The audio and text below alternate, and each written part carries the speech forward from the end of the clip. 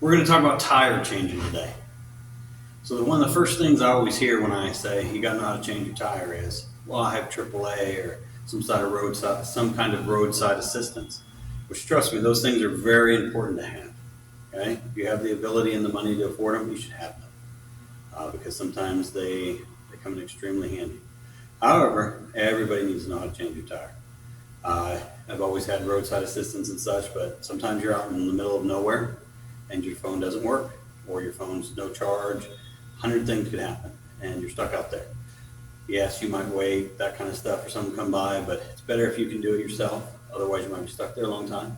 Plus, I've called roadside assistance on the side of the road and it was a 10-hour wait. May not be what you want to do. So having the knowledge and the understanding of how to do it is very important. And it can help you, could even save your life depending on the situation. When you go to change your tire the first time, you need to be aware of what your surroundings and the area you're in. If you're in a dangerous area, could be for all kinds of reasons, you don't want to change your tire there. Okay, you may want to wait in your car and call roadside assistance. If you're in a wet area, you'll need to find the most solid ground you can to change your tire. You don't want to drive on a flat tire. It's dangerous. It'll hurt your tire, it can hurt your ram, it can cause damage, but you do want to move your vehicle in the best situation possible. You don't want to stop in the middle of the road and try to do it. You need to be on the shoulder best you can or on a side road. But you do need to be aware of your environment, what's going on, so that you can be as safe as you possibly can be while you change your tire. Hello everybody. We're going to talk about changing a tire today. We'll go over all the parts and we'll show you the whole process of taking the tire off, putting it back on. All right, the first thing you have to do is get all your pieces that you need to change the tire. It is important to find out and know where this stuff is because every car is a little different. Some of them are in the trunk, some of them are actually underneath the car. So you do have to learn that about your car before you have a flat. Much easier than trying to figure it out during. But one of the things you need is your spare, need it out. One of the things you need is safety cones, flares, or something similar to make sure that nobody's going to run you over. And the next one is your tire iron. Mine happens to be one called a 4-way. Sometimes they're shaped more like an L, but they need to make sure they fit your car too. Before you try to do anything, you need to make sure it fits the lug nuts. That's important. The rest of our tools for setting up the car for a tire change are called tire blocks. These ones are ones that you could buy at a store. You could also use a rock on the side of the road, a tree branch, or anything to block your tire so you don't roll. It's very important. Here is a jack. Different cars come with different ones. Some are kind of tiny and small to make sure they fit in your car. This one's a floor jack, just to make it a little easier. I can only use one arm currently, so I'm going to use this one. Well, first thing you want to do when you're changing a car after getting all your stuff done is block your car. So I have these blocks. Like I said, you could use rocks or stick, but you want to block one tire in the front. And you do need to make sure your wheels are going straight. So turn your steering wheel until they are straight. You don't want them at an angle. You can make you roll sideways and such. Well, hello. All right. So now I am blocking the back tire so it doesn't roll this direction with the block. When you're changing your tire, if your tire goes flat while you're driving or something like that, you pull over to the side of the road and stuff, you do need to make sure you're safe. It does help that the vehicle is as flat as possible and on the most solid ground that you can find at the time. One of the things you need to do after that is put cones out. You'll want them behind your vehicle.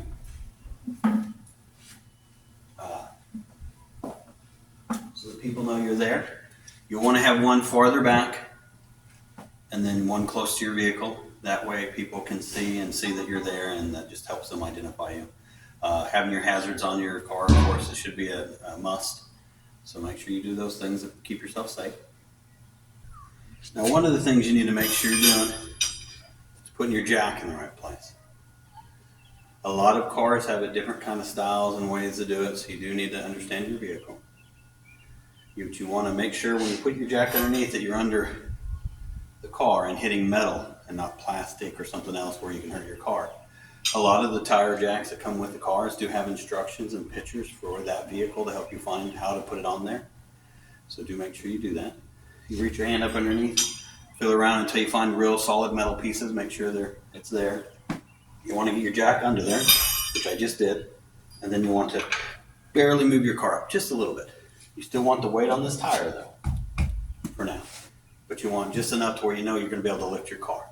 So your next step is, if you notice I have weight on the jack so that it's partially holding the car, but I still have weight on the tire, so this is called breaking the lug nuts. One of the hard parts about this is, it takes a little bit of strength sometimes, so you do need to be careful and use your wisdom. But if I had this all the way jacked up in the air, I might pull on this and move my car enough. I only have one arm, so it takes me a minute. You might actually wiggle your car and knock it off the jack. I just loosened that, and that's why I kept the weight here. I don't want to unscrew it because I want the tire to still stay. But I'll do that to each nut, one at a time. I'll pull or push till I can get them each loose. Just loose enough to where it won't be too much work and I won't wiggle the car too much while it's on the jack. Well, you've seen me loosen and break all the nuts loose. So once you get that done, you'll need to raise your vehicle. Some of them are like this, and you just pull on a lever. Some of them you have to twist. Yeah, some of them are way more difficult than others. Some of them have different kind of hydraulics. That's what this is. But you want to lace it till your tire is just off the ground. One of the things you'll have to watch for, though, when your car goes up, it tends to move a little one way or the other. So you got to watch sure, make sure jack's not tilting, because if it is, serious issues can happen. The car could fall, someone could get hurt, that kind of thing. But for me, I typically raise it until the tire can turn a little, and then you know it's up off the ground. I'm off the ground now. Okay. Now, if I wouldn't have broke the nuts, this would be more difficult. Some cars have parking brakes you can put on that'll stop the wheel from turning. This particular vehicle doesn't have that, so it's more of a pain for me. But I can see that my jack is underneath there. It's good. It's sturdy. My car's not going to fall. Okay, that's important because I'm going to start moving the car around a little as I take this tire off. So you want to make sure everything's safe and secure. I'm on concrete, so this jack's not sinking. But if you were on mud, I might have more trouble. I strongly suggest dirt and mud not doing it unless you're an experienced tire changer. Gravel's a little easier, so remember that when you're having your first emergency pulling over, you do need somewhat of a solid ground to help you. So now that I've got jack ready and everything's ready, these are already broke, so they'll spin real easy for me with this. If you have a tire iron that's L-shaped, it's kind of a little bit more of a pain. That's why a lot of people will put 4-ways in their car, because this makes it extremely easy to come off. Hard part is not to lose these. A lot of people lose them when they're doing stuff. If you happen to have a hubcap, people put in hubcaps, things like that, but do not lose your nuts. Otherwise, this will be a lot harder because you'll be not being able to put enough nuts back on it to drive safely. If this is mud and snow, it can make it more difficult. But when you get towards the end, it can become a little more difficult to do it. Just do it slow until you got it done and done right.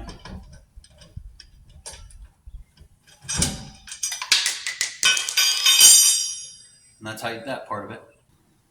So now that we have the tire off, you would remove it, get ready to set it in your trunk. Most cars come with donuts. My vehicle, I always carry real tires in them because we live out in the country, but I would get ready to put it on. So depending on your situation you have, if it's a donut, they're kind of small, so you will have to lift it up to get it up on the lug nuts. All right, now I'm going to put my tire back on. I put the tire that I took off back behind me. That way it's not in my way. I have this tire. These can be hard to put on depending on its weight and your size and your strength and stuff. One of the issues I have is I have one arm that's not working very well right now. My shoulder's tore up. So I learned this a long time ago. You can put your foot underneath and actually lift a tire one arm, and you got a little bit more leverage here. Put your foot in and then kind of wiggle it around until you get it in the lug nuts. It's something people can do if they need to do that. But once you're here, it's easiest to take a lug nut. You're on there. Start putting them on with your fingers. Once you get one, it'll hold it into place. Just do as tight as you can. Push it with your leg, move it around a little, try to get as deep in penetration as you can with that. Get every one you can on. Get them as tight as you can.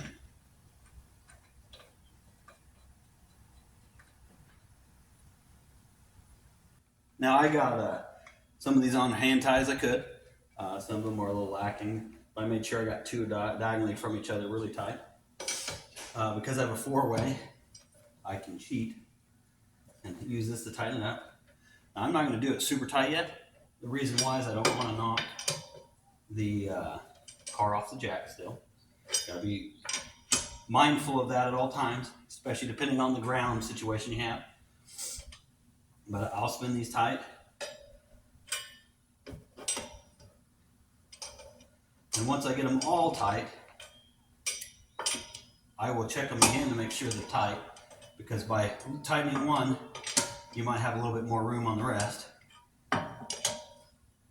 See, this one has more room now. All right. So they're all just tight. Check them all again though.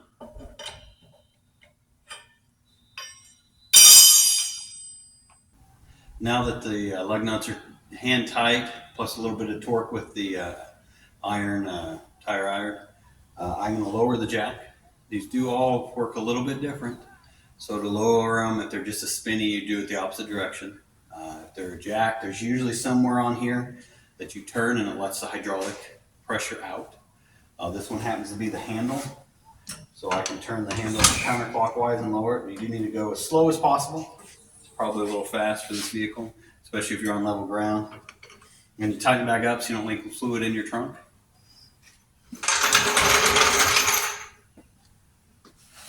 All right, one of the last things that you have to do when changing your tire.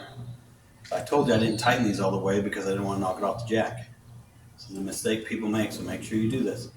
Even if you tighten them when they were up. And that's not safe, by the way. But even if you did that, you need to check them again while it's on the ground, because you'll be able to put more pressure on. So I will take this and I will tighten every one as tight as I possibly can. The reason why is because we don't want the tire coming off.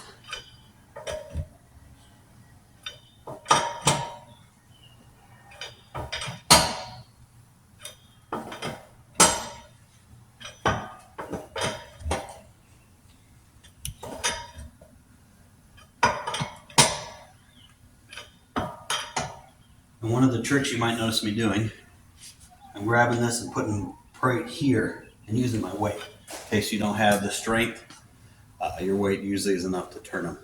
Okay, now the last thing you really need to remember, which is all one step in my mind, but you'll need to remove your blocks that you block your car so you don't try to drive away and you're kind of stuck there because you got rocks or sticks or a tire block under there.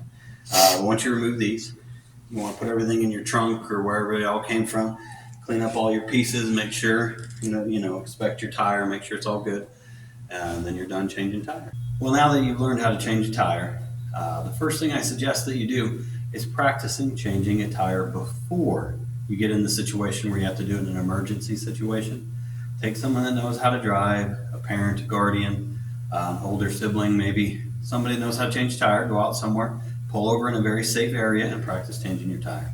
It's a good experience for you, especially with your personal vehicle. I mean, it's something you should do several times in your life, just so that you know that vehicle and how it works. I've known plenty of people who had to pull over. It was a new vehicle. They had to change their tire, and they didn't even know how to get the tire, the spare tire out from under the tire or out of its little slot or where any of the pieces were. So that's something you should know and understand before you get stuck in an emergency situation. Thank you.